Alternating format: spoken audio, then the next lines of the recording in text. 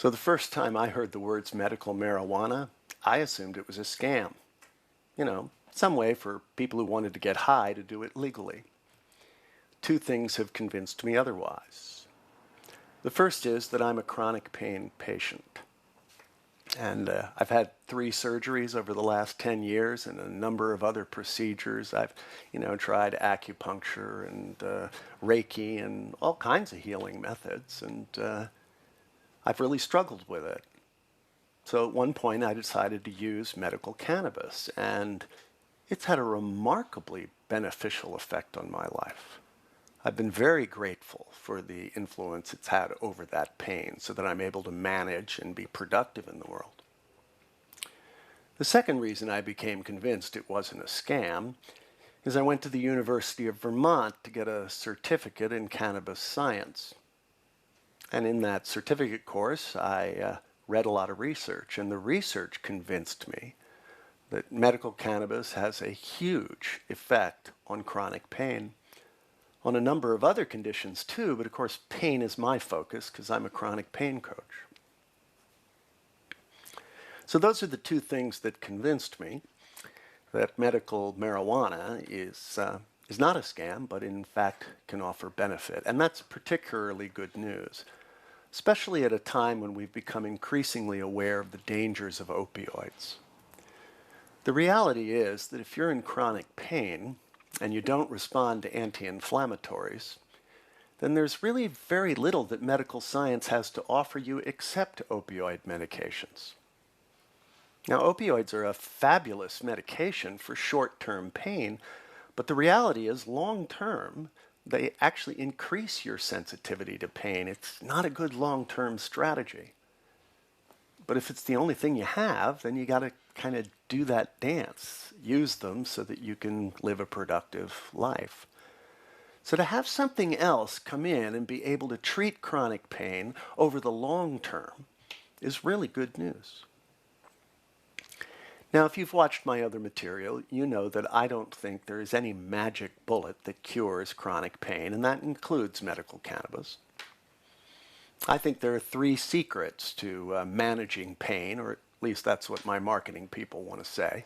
It works out, though. First one is it's a complex problem. It requires a comprehensive solution. The second one is that I can tell you my back hurts, but it's not my back that feels the pain, it's my brain. And I can, in fact, retrain my brain and dial that pain down. Third one is that chronic pain changes your identity. It changes who you are. It just weaves itself into your life. And to extricate it, to get away from that identity, requires a transformational change. It's a lot of work, and it takes a lot of courage. So in that context, though, medical cannabis can have a huge beneficial effect. So what I'd like to do in this video is just kind of give you a sense of how you might approach medical cannabis if it's something that you would like to see would help with your chronic pain. I'm just going to give some pointers here. There's also a little guidebook that I've, about 3 pages, that there's a link to on the screen. You can pick up and see if that can be helpful. If you need more than that, what I do for a living is I help people with chronic pain. If you have a doctor's permission to be using medical cannabis, I'd be glad to work with you so that you can figure out the best way to approach it. If you'd like to talk about it, I'll talk to anybody free for 30 minutes. You just have to go to my website, paincallsfortransformation.com, and set up an appointment. I'd be glad to see you. But let's take a look at what medical cannabis, or how you manage medical cannabis and make it into an effective treatment. The first thing that's important to know about it is that it's not one thing. Right? It's not like you decide to use medical cannabis, you go down to the dispensary, you buy a joint, you smoke up, and all your pain goes away. That's just not going to work, because medical cannabis is not one thing. I mean, there's a myriad of strains of cannabis. Which one are you going to pick? Right? and plenty of modes of administration. You know, you can vape it, you can smoke it, you can put it on topically, you can use edibles, you can use tinctures. Right? So how do you find your way through that confusing mess? That's what I hope to say a few words about now. So let me say the first thing you do. Some people should not use medical cannabis. I mean, I'm a big fan of it, but some people shouldn't use it. And so the first thing I'd say is you need to talk to a doctor who, works with this stuff to find out whether it's something that you should pursue. I mean, most people can, but some people shouldn't. The second thing you need to do is to find a dispensary, a place to buy it. And you're looking for two things when you're looking for a dispensary for medical use. Okay? You want a dispensary that has products where they can tell you what the concentration is of the two major cannabinoids, CBD and THC. THC is the one that's psychoactive. You want to know what the concentration is, and you want to know in what ratio they are in the product that they have. So you want a dispensary that can give you that information, because without it, you won't be able to figure out what the best treatment is for you. And the second thing you want for the dispensary is you've got to have high CBD products.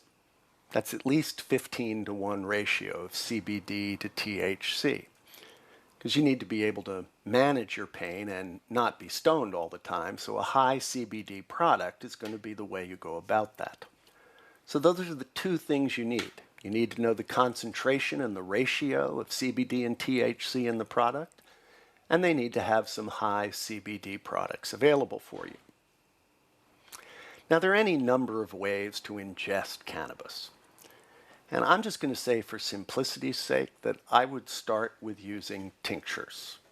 Okay? This is cannabis infused into either alcohol or oil. I prefer alcohol just because oil is sort of pungent, but medically that wouldn't make any difference.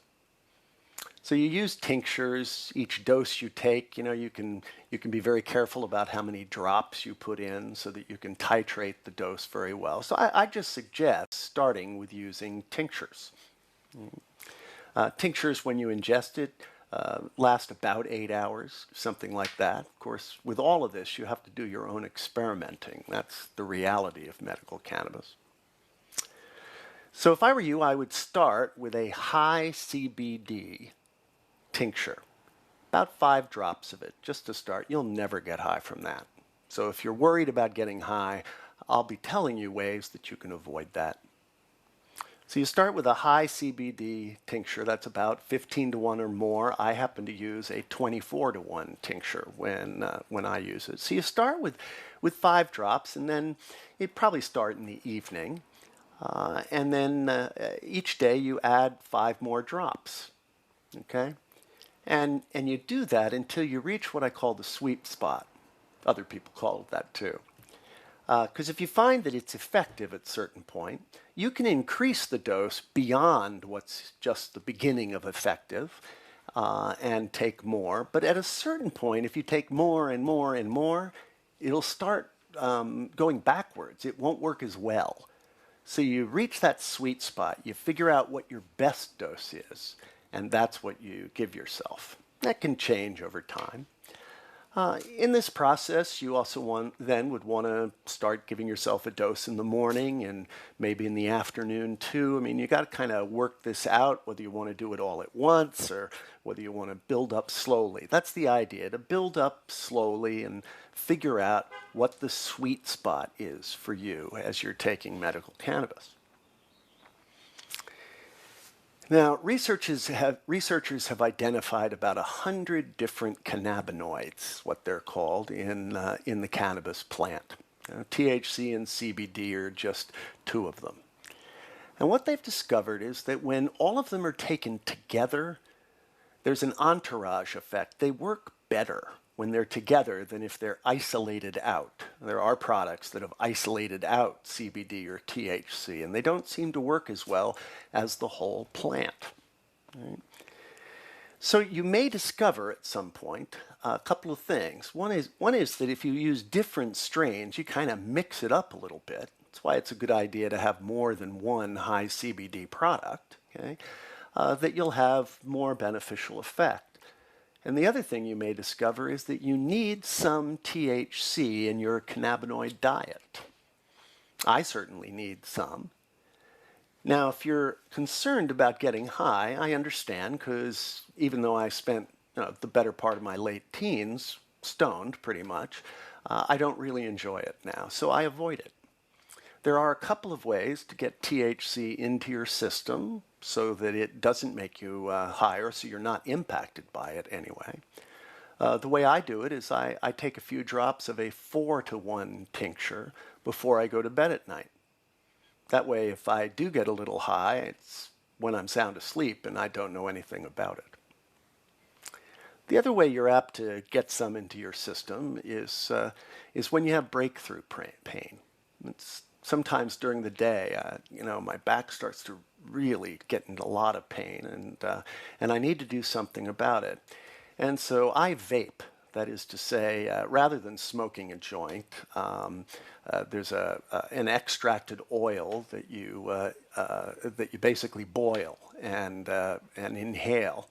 It's done in a vape pen. You'd have to research it, but it's so incredibly convenient you wouldn't believe it.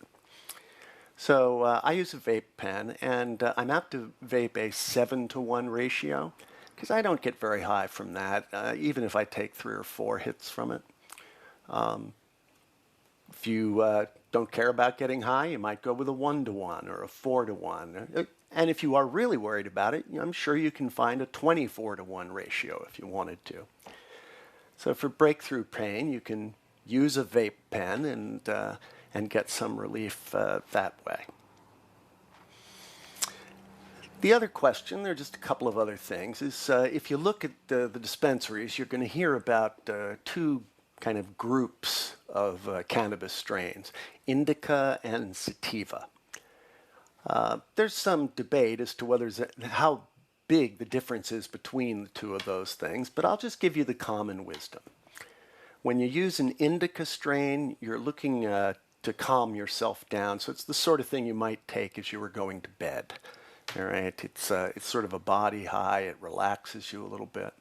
And if you use sativa strains, they're more apt to mentally stimulate you. It's not the sort of thing that's conducive to sleep. As I said, that's common wisdom and really kind of depends on the individual strain, but you can use that as a guideline.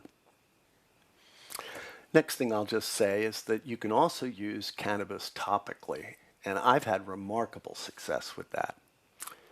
If you're just going to rub it onto your skin, you're never going to get high from it. And I use a very high THC alcohol tincture that I will rub into my lower back, and it has nearly immediate and beneficial effect for me. So you can use medical cannabis that way if you'd like to. So I think that's actually just the basics of how you might get started using medical cannabis to deal with chronic pain. These aren't rules, they're guidelines. I'm trying to strip away a lot of the complexity so you can kind of work your way through and learn and experiment for yourself, because that's what this is about. Medical cannabis is not one thing, and you got to find your way through to the best treatment for you. Now, you may have a number of questions. You may want to do some more research. My pain doctor, Michael Moskowitz, has written a book called Medical Cannabis, a guide for patients, caregivers, and practitioners. And I'd highly recommend that book. There's a lot of theory in it and a lot of practical advice if you'd like to get that. Okay. Beyond that, I'm available if you want to set up a free call with me. I'd be happy to talk to you. What I really hope is that you'll find lots of ways to deal with your chronic pain, and that maybe medical cannabis can be a part of the strategy that helps you to manage it, to defeat it, so that you can develop a different identity and become pain-free.